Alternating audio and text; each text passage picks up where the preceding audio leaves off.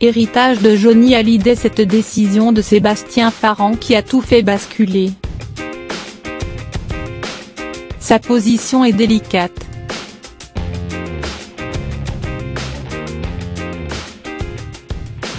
Dernier manager de Johnny, Sébastien Farran accompagne Laetitia Hallyday dans son deuil et la conseille sur la meilleure façon de faire vivre la mémoire et le talent du rocker, depuis un an.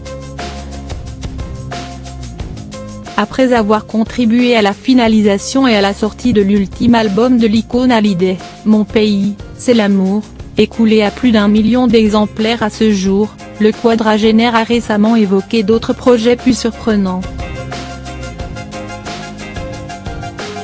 Bien que choisi par Laetitia pour manager Johnny, à l'aube des années 2010, Sébastien Farran a également manifesté une volonté d'apaisement dans la guerre qui oppose la veuve du chanteur aux deux aînés de celui-ci, David Hallyday et Laura Asmey.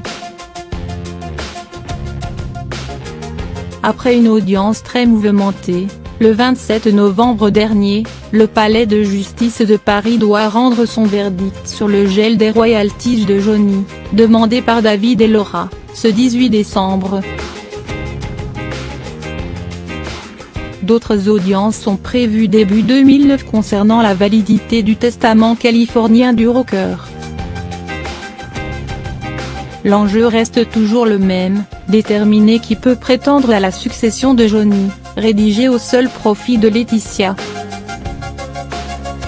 La volonté d'apaisement de Sébastien Farran n'est peut-être pas seulement l'expression d'un homme fatigué par les déchirements d'un clan et les révélations ravageuses pour l'artiste qu'il a représenté.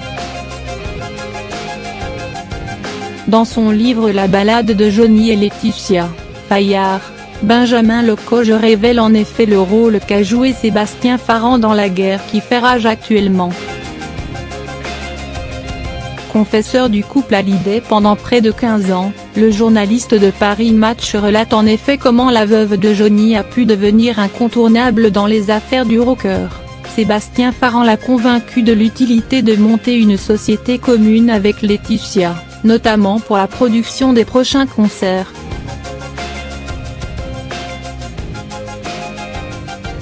Le rocker vend ainsi les prestations du chanteur à différents promoteurs.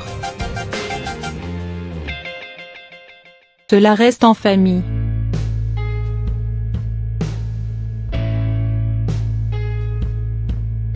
Et c'est la meilleure solution pour les Hallyday.